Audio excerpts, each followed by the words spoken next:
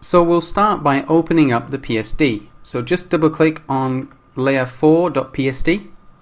Now this is what we're aiming for. On the left hand side all the layers have been reordered and grouped. So this is exactly what we're aiming for.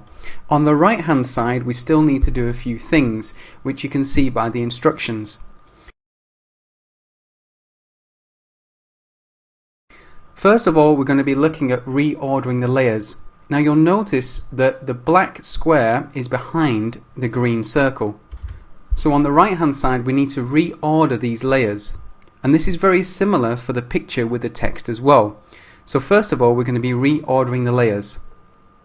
To reorder the layers we need to have the layers panel open. If you don't have it, click on Window and then Layers. Right. The first place we're going to be playing with is the shapes. Now you'll notice that the shape layer here is got the green below the black layer.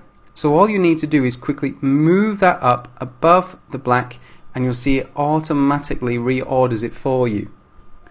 Now let's do that again for the picture. So if you look for the group called Picture and Text and then look for the layer that says Hello, which stands for the actual text that's actually behind the picture. Now you'll notice the order of this. The sub-screen is above, it's further towards the top of the layers. So that means that the hello is behind it. So if you think of it like a deck of cards, the hello is below the sub-screen. Again, all we need to do is click on the word. Try not to click on any of the colors or the vector mask, but click on the word here. Click and drag, move up, and then let go. So you can see how easy it is to reorder the layers. And again, I can just quickly drag the circle down below the square to make it below. Now if you ever see this line here, don't worry, it's not a line that would appear on the final design. It's just showing that you've got that layer selected. If I click on the square, you'll see the same idea. If I've got this selected here, which is called the vector mask, you'll see a line appear. So again, I'm just going to reorder these layers. So I'm going to click, drag, and then let go. Very easy.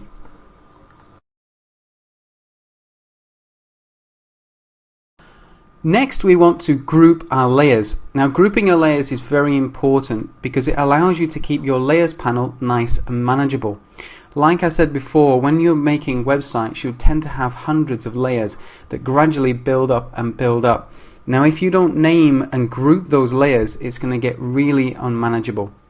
First of all, you need to click on the first layer in the list here, which for us is Contact. Now when you want to group layers together, you want to select them and then you can use a shortcut key to group them all together.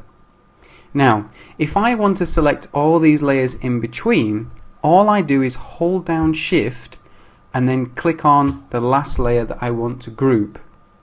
If you want to group layers individually, hold down Control and you can click them individually, like so. Okay?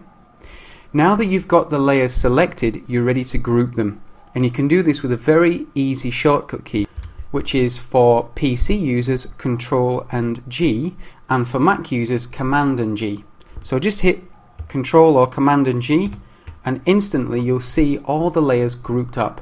It's a very easy way to group the layers and keep it much more manageable. Now the next important thing I have to tell you is you must name your layers and also name your groups. So we're going to name this group Nav. Double click on it and you'll see it highlight, and just type in the name of the group that you want. Press enter to finish, and that's it. So we've looked at reordering the layers.